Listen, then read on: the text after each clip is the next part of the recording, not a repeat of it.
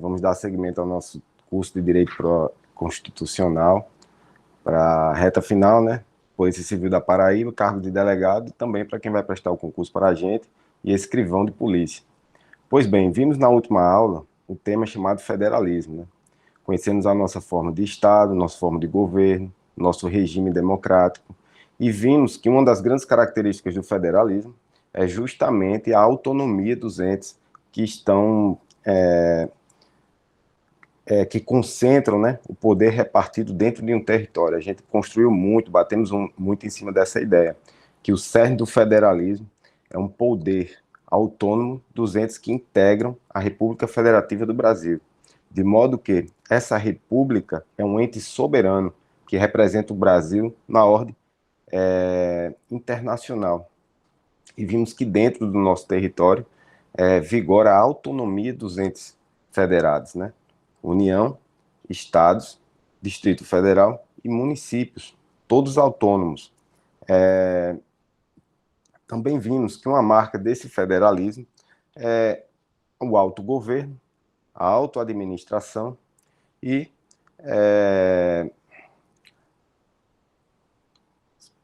a forma como eles se organizam com sua Constituição. Então, hoje, vamos dar seguimento, olhando principalmente como se mitiga essa autonomia. Qual a forma que o poder constituinte originário idealizou para quando um ente desse federado, dentro do seu poder autônomo, ele, quando se afasta, né, do traçado pela Constituição, do norte constitucional, quando ele se afasta, quando ele desrespeita essa autonomia de um ente para com o outro, como o Constituinte ele idealizou, né? E essa idealização foi feita através da intervenção federal. De pronto, eu convido vocês a ler, a verem comigo aqui os princípios informadores da intervenção federal, né? As principais formas como a Constituição Federal idealiza essa intervenção. Essa forma excepcional de retirar essa autonomia do ente federado e depois de normalizada a situação, devolver a ele. Então, vimos, olho na tela aqui, o primeiro princípio que a doutrina elenca, né, como da intervenção federal é a excepcionalidade, justamente porque a regra é a autonomia do ente federado. A intervenção só vai ser realizada de modo que ocorra uma anormalia constitucional, né? Uma situação constitucional anômala, que fuja à própria normalidade das instituições, né? Pois bem, a intervenção é sempre excepcional, a regra do federalismo, como eu trago aqui no texto, é a autonomia. A intervenção é a antítese da autonomia. Pois bem, o segundo princípio informador, que eu convido você a ler comigo, é a da necessidade. Ou seja, somente se não couber outros meios, né, menos gravosos para restabelecer o reequilíbrio, pois a intervenção é a última ratio, né?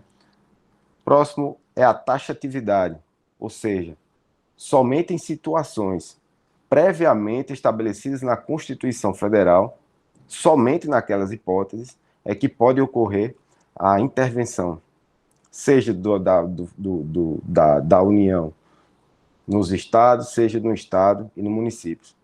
Anote a primeira dica aqui, a União Federal, ela nunca, jamais vai intervir em um município, a não ser que este município esteja dentro de um território. Bora anotar comigo essa primeira dica?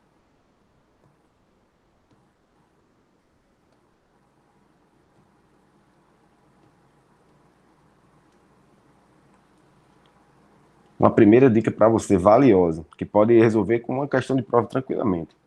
A União não intervém em município. Toda regra tem a sua exceção. E aqui a gente já coloca para deixar seu caderno completinho. A exceção, quando o município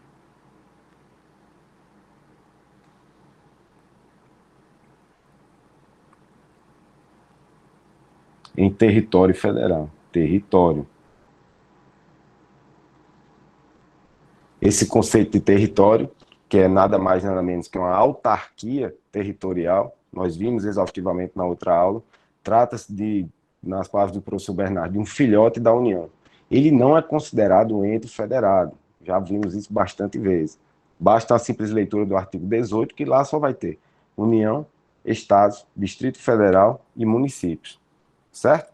Pois bem, a par disso, a taxatividade, relembrando aqui o conceito, só vai haver uma intervenção nessas hipóteses contidas na Constituição Federal, seja da União nos estados ou Distrito Federal, seja dos estados nos municípios. Pois bem, aqui vamos fazer uma rápida leitura do artigo 34, que diz o seguinte: a União não intervirá nos estados, nem no Distrito Federal, exceto para 1. Manter a integridade nacional. Colocar aqui o fone, que o pessoal está chegando. Boa noite aí, pessoal. 2. Repelir invasão estrangeira ou de unidade na federação em outra. 3. Por termo a grave comprometimento da ordem pública.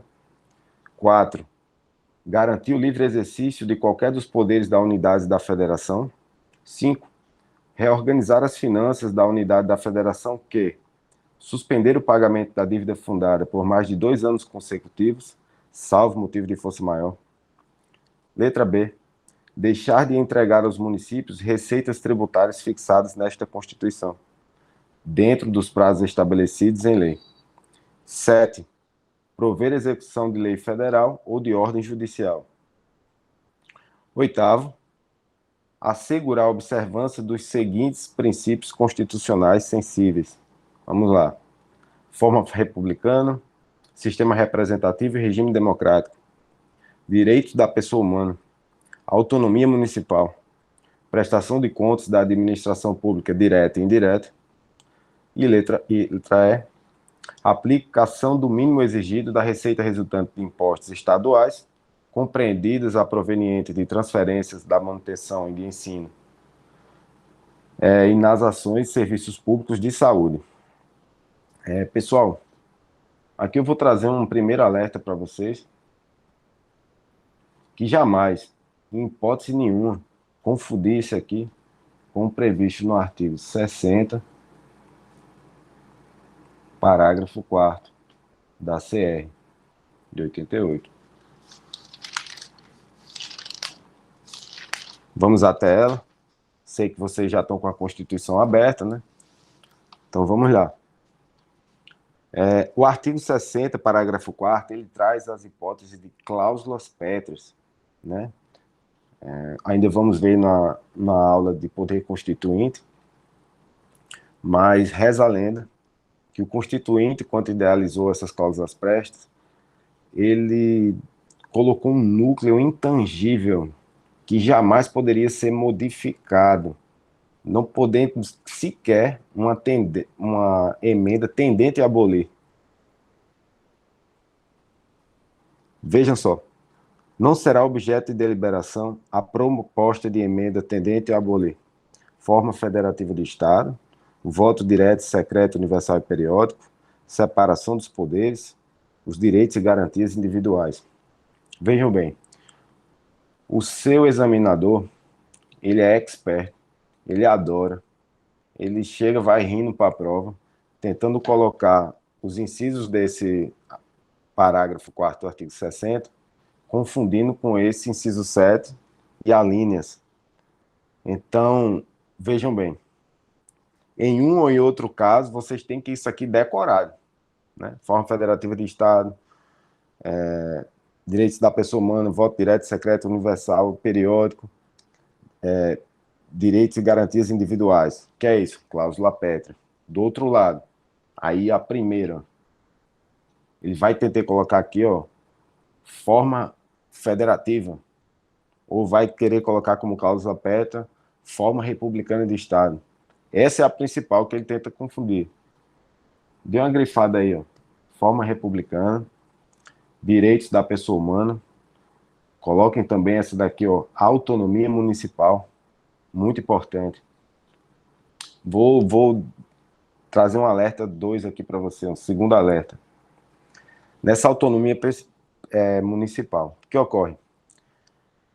Ele vai trazendo assim uma situação, está ocorrendo isso e aquilo, de forma a retirar a autonomia municipal e empurra algum outro requisito, que seja a intervenção do Estado no município, da União no Estado. E mais à frente a gente vai ver que para cada uma forma de intervenção, ainda estamos trabalhando na taxatividade, uma dessas formas taxativamente previstas, vai ter um ou outro procedimento. Alguns vão precisar de uma ADI interventiva pelo PGR, outros por meio de decreto mesmo do presidente da República, outros vai ser uma requisição do Supremo Tribunal Federal, ou do STJ, ou do TSE, enfim. E ele mete essa autonomia municipal, que já adianto, esse inciso 7, princípios constitucionais sensíveis, vai precisar de uma ADI interventiva,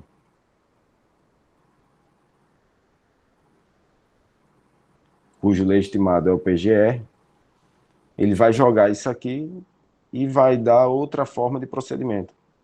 Então, muito cuidado, a CESP principalmente, eu fiz questões exaustivas da FE.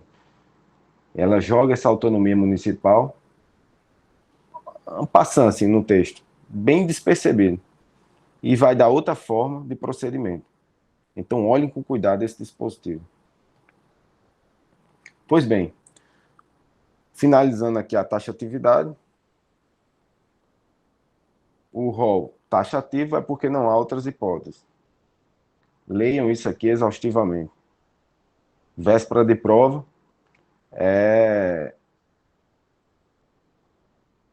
artigo obrigatório de leitura. Eu sempre leio esse artigo na véspera, se brincar, antes de começar a prova, eu leio isso aqui. Vamos lá. Temporalidade decorre somente do prazo determinado, justamente por ser a intervenção é exceção, prevalecendo a regra da autonomia. Vamos recapitular. Excepcionalidade, necessidade, taxatividade e temporalidade. Vamos anotar? Então, princípios.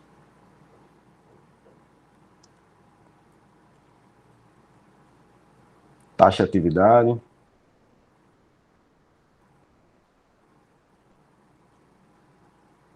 necessidade, excepcionalidade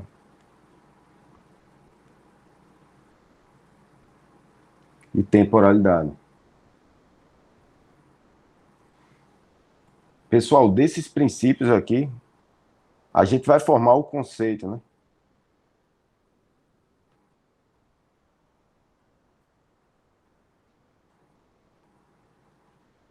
Então vamos a ele.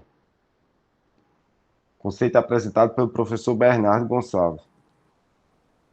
Então, é um ato de natureza política, de caráter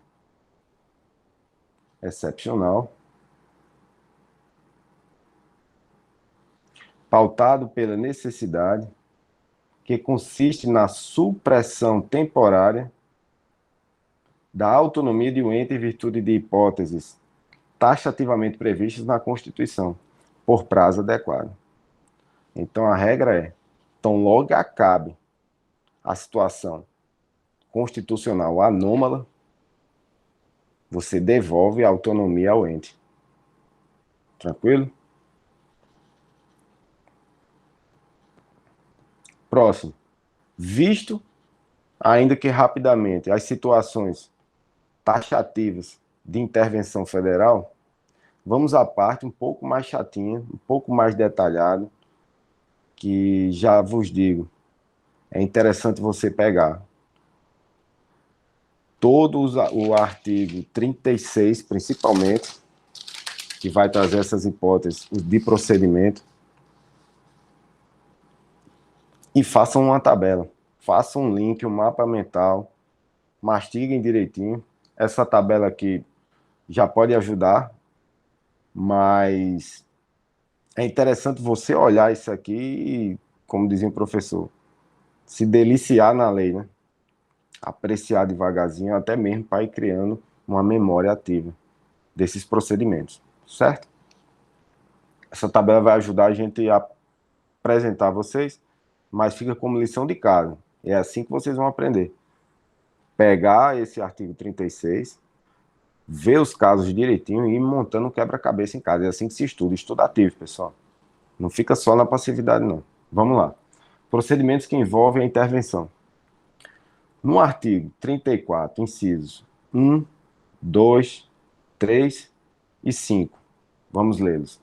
Manter a integridade nacional, repelir invasão estrangeira ou de uma unidade na federação em outra, por termo, agrave comprometimento da ordem pública, e quinto, reorganizar as finanças da unidade da federação que suspender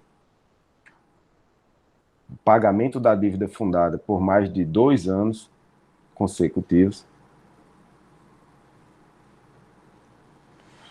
salvo motivo de força maior, e deixar de entregar aos municípios as receitas tributárias fixadas nesta Constituição dentro dos prazos legais em lei. Vamos lá. Essas 4 hipóteses aqui, ela vai ser decretada de que forma? Tá aqui, ó. De ofício pelo presidente da República. Então, falou integridade nacional, pela invasão estrangeira, ou de unidade na federação e outra, e falou por termo, agrave comprometimento da ordem pública. Eu quero que vocês gravem essa ordem pública aqui, porque geralmente é o pano de fundo para eles intervirem, por exemplo, no Rio de Janeiro, como ocorreu, como teve que intervir no Espírito Santo, com a greve generalizada da PM e da Polícia Civil recentemente. Reorganizar as finanças da unidade da federação que suspendeu o pagamento da dívida fundada por mais de 2 anos, deixar de entregar aos municípios as receitas tributárias fixadas nessa Constituição. Pois bem, ocorreu isso aqui, vai ser de ofício pelo presidente da República. Quando o presidente da República decreta de ofício, o que vai haver?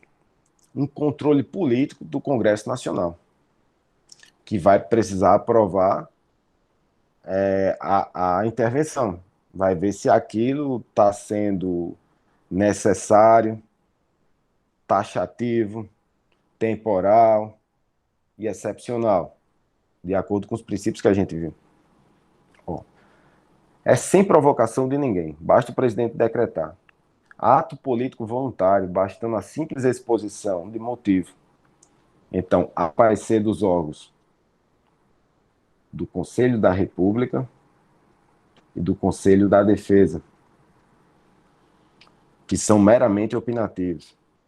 Olha só, eu já trago um primeiro alerta aqui com a CESP, que ele diz o seguinte, uma questão de prova já. Se deixar de ouvir tais órgãos, não macula a intervenção. A CESP já considerou como correto a não necessidade de parecer opinativo.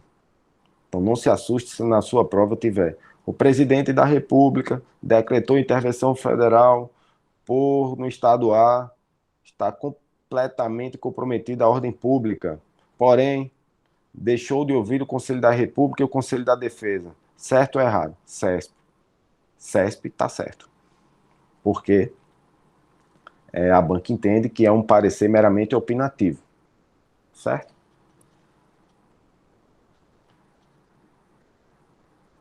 (34), inciso 4, diz assim: garantir o livre exercício de qualquer dos poderes das unidades da federação. Aí a gente vai lá no 36, que vai ter o seguinte: há necessidade de provocação solicitação do poder legislativo ou executivo, coato,